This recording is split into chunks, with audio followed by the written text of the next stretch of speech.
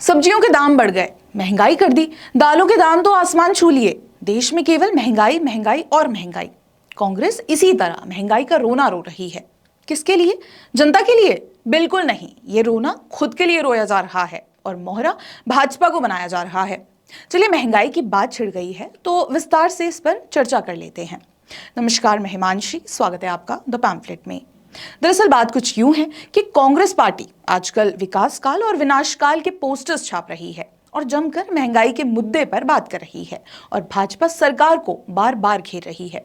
जी हां, हाल ही में ट्विटर पर कई कांग्रेसी समर्थकों ने मोदी इन्फ्लेशन के हैशटैग के साथ महंगाई को लेकर प्रधानमंत्री नरेंद्र मोदी पर हमला बोला। कांग्रेस और उनके समर्थकों ने 2013 से कीमतों की तुलना करते हुए भाजपा सरकार पर हमला करते हुए यह दावा किया कि 2014 में पीएम मोदी के सत्ता संभालने के बाद से ही पिछले 10 वर्षों में डेली यूज के प्रोडक्ट्स की कीमतें आसमान छू रही हैं और 2 से 3 गुना बढ़ गई हैं। ये भी कहा कि सरकार कीमतों को नियंत्रित करने में असमर्थ रही है। ठीक है, अब इसके बाद ये सुनिए।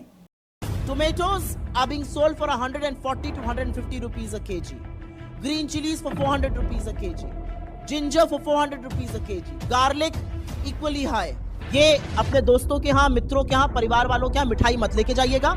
अब ऐसी सब्जियों की बास्केट लेकर जाइएगा। ये कृपा मोदी जी ने 10 साल में कर दी आप लोगों को। इस वीडियो में आप वरिष्ठ कांग्रेस जन सुप्रिया सुने जी को सुन रहे थे, जो आपको सब्जियों और दालों के दाम बता रही हैं और भाजपा सरकार के खिलाफ बोलने का कोई मौका नहीं छोड़ रही। वैसे ये इनका हमेशा का है। हम पॉइंट पर आते हैं। कांग्रेस का कहना है कि भाजपा सरकार महंगाई करवा रही है। अपने दावे के समर्थन में कांग्रेस टमाटर के दाम बता रही है। सर्दियों की सब्जी टमाटर बरसात में 120 रुपए से 150 रुपए की कीमत में बिक रहे हैं।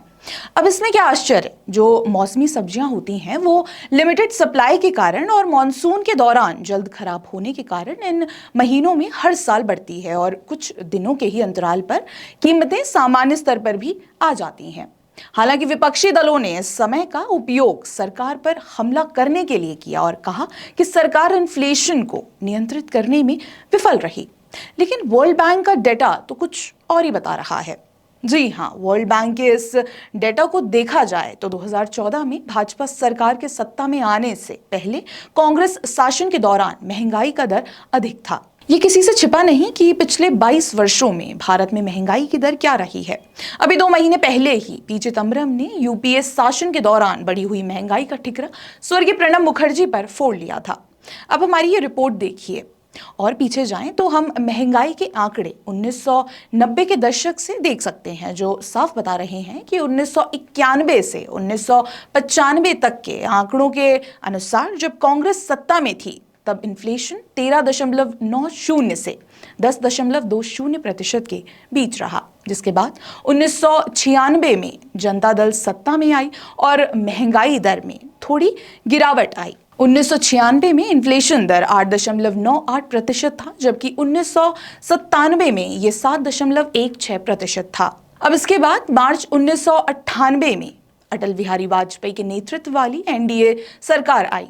पहले वर्ष यानी 1998 में इन्फ्लेशन दर 13.20% था। हालांकि बाद के वर्षों यानी 1999 से 2004 तक, जब तक बीजेपी सत्ता में थी, तब तक इन्फ्लेशन दर 4.67 से 3.77% के बीच रहा। अब 2005 में एक बार फिर कांग्रेस सत्ता में आती है और 2005 से 2013 तक इन्फ्लेशन थोड़ा बढ़कर 4.25 से 10% के बीच रहा। अब एक बार फिर 2014 में भाजपा के नेतृत्व वाली एनडीए सरकार के सत्ता में आने के कुछ ही महीनों के भीतर इन्फ्लेशन 10% से घटकर 6.67% हो गया और 2014 से अब तक यानी 2023 तक इन्फ्लेशन दर 6.67 से 5.1% के बीच रहा। आपको बता दें, भाजपा शासन के इसी बीच 2020 में कोविड महामारी ने भारत को बुरी तरह प्रभावित किया, जिससे अर्थव्यवस्था पर भी काफी हद तक प्रभाव पड़ा। हालांकि इससे बहुत ज्यादा महंगाई नहीं देखी गई और